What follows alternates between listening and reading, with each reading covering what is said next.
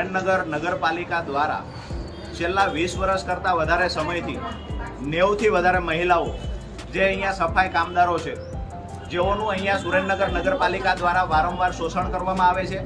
20 વર્ષ કરતાં વધારે સમયથી આ લોકો નોકરી કરતા હોવા છતાં એ લોકોને નોકરીમાંથી છૂટા કરવા માટેનું એક ષડયંત્ર તૈયાર થયું છે. 8 કલાકમાંથી 4 કલાક, 4 કલાકમાંથી 2 કલાક નોકરી આપવામાં આવે છે. આ લોકોએ કેટલી કલાક નોકરી કરી, મહિનામાં કેટલા રોજ ભર્યા, એની કોઈ લેખિતમાં ડાયરી રાખવામાં આવતી નથી નગરપાલિકા દ્વારા.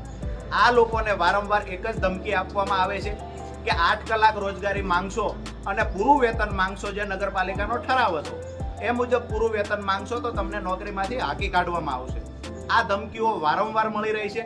આ લોકોની રોજગારી છીનવાઈ રહી છે. ત્યારે આજે 90થી વધારે બહેનો જિલ્લા કલેક્ટરને લેખિત રજૂઆત કરવા આવ્યા છે અને સાથે અલ્ટિમેટમ પણ આપ્યું છે કે ખરેખર જો અમારી સાથે આવી જ રીતે અન્યાય થશે